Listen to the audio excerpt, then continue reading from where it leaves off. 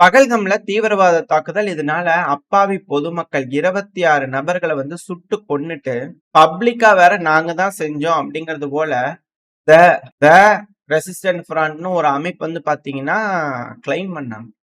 இந்த தன்றது அழுத்துறதுக்கான காரணங்கள் இருக்கு. இது யார் யூஸ் பண்ணுவாங்க? சில மேதாவிகள் இது யூஸ் பண்ணுவது உண்டு. சில இதுகளுக்கு.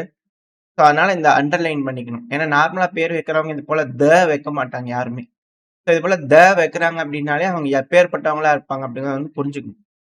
எது எப்படியோ எல்லாத்தையும் சுட்டுப்புட்டு எல்லாம் செஞ்சுப்புட்டு, முதல்ல எல்லாம் ஒத்துக்கிட்டு, இப்ப பாத்தீங்கன்னா, இல்ல எங்களுக்கு அதுக்கு சம்மந்தம் இல்ல.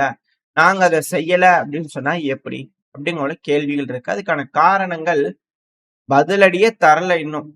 நம்ம ரெடியா இருக்கிறத பார்த்தே இன்ன அளவுக்கு நடுங்குதா? அப்படிங்கிற கேள்விகள் இருக்கு. அவ்வளோ இருக்குதுல்ல. அப்புறம் எதுக்கு செய்யணும்? 30 வருஷமா இது போல கேவலமான விஷயங்கள். அவங்களே டர்ட்டி ஒர்க்ன்னு சொல்றாரு. பாகிஸ்தானோட டிஃபென்ஸ் மினிஸ்டர். அது செய்யறதையும் செஞ்சுபுட்டு பப்ளிக்கா இப்படி ஒத்துக்குறாங்க பாத்தீங்களா? 30 வருஷமா செஞ்சாங்கன்னு. அது இந்த பதிலடி இந்த ஒரு அட்டாக்காக இருக்கக்கூடாது. இந்த 30 வருஷத்துக்கான அட்டாக்கா சேர்த்து இருக்கணும் அப்படிங்கிற போல பலரோட எதிர்பார்ப்பா இருக்கு. அதாவது ப்ரிப்பேர் ஆகிறதுக்கே இது போல நடுங்கினாங்கன்னா எப்படி? இப்ப அடுத்தது ஷேபா ஷெரீப் அவர்கள். இந்த பாகிஸ்தானோட பிரைம் மினிஸ்டர். இவர் எப்படி பிரைம் மினிஸ்டர் ஆனாரு அப்படிங்கறத நம்ம தொடர்ந்து சேனல்ல பார்த்திருக்கோம்.